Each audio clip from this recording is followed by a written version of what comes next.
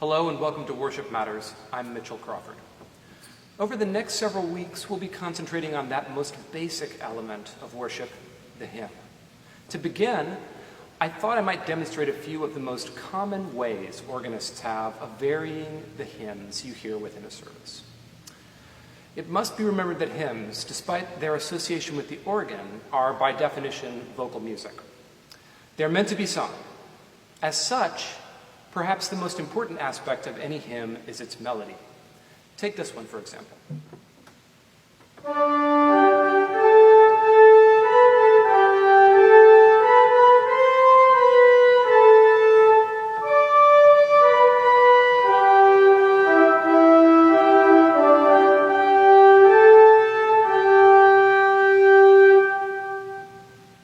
That melody belongs to the tune Asmon, commonly sung to Charles Wesley's text, "O for a thousand tongues to sing."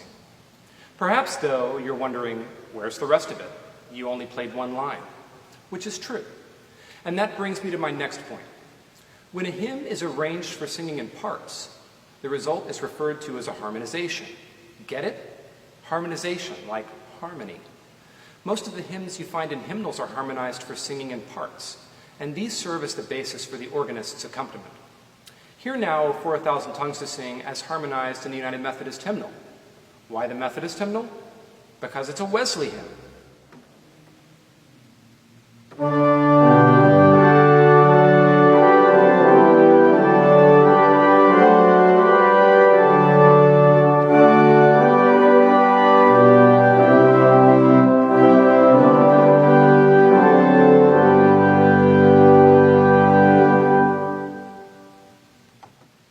You'll note, the melody is there, the same as I played it initially.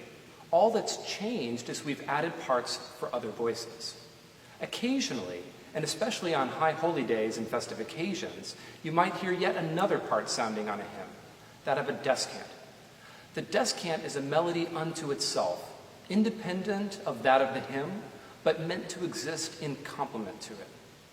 Often, but not always, the descant sits higher than the melody, giving it prominence. Returning again to "O for a Thousand Tongues," I'll now add a descant composed for it by the organist Frederick Swan. All the material we heard previously will still be present, just with the addition of a descant superimposed above the melody.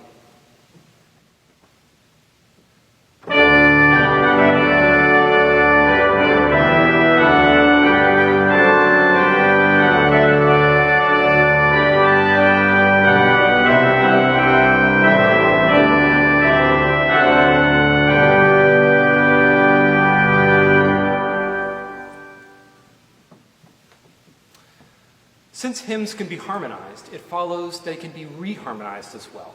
Specifically, a reharmonization is a departure from the hymn's standard harmony to lend grandeur, excitement, or simply variety to the experience. At times, reharmonizations can employ pungent substitutions, which cause us to feel and experience the melody in a different way. Here, for example, is the standard harmonization for Coronation, commonly sung to the text, "All hail the power of Jesus' name," followed by a bold reharmonization of the melody.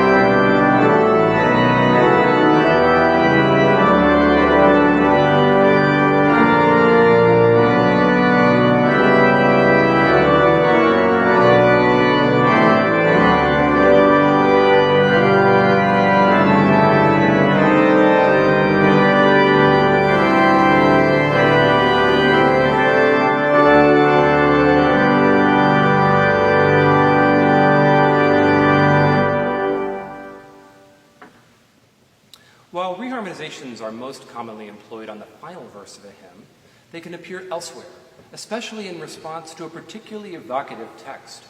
Take the well-known Reformation hymn, A Mighty Fortress.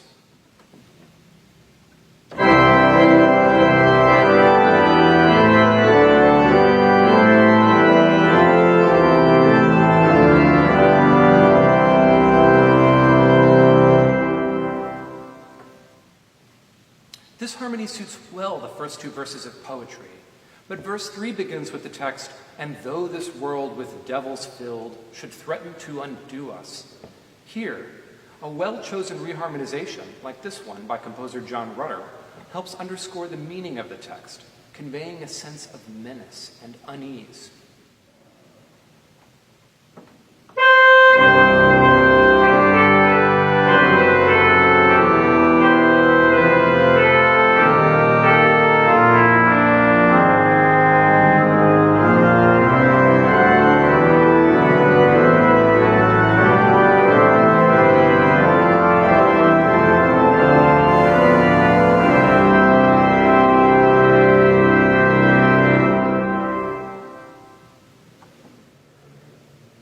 We now find ourselves properly outfitted with a variety of terms to help us discuss hymns in the weeks ahead.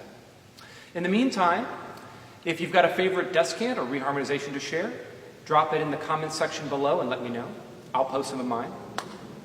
And thanks, as always, for joining us on Worship Matters today. I hope you'll join us again next week. Thank you and take care.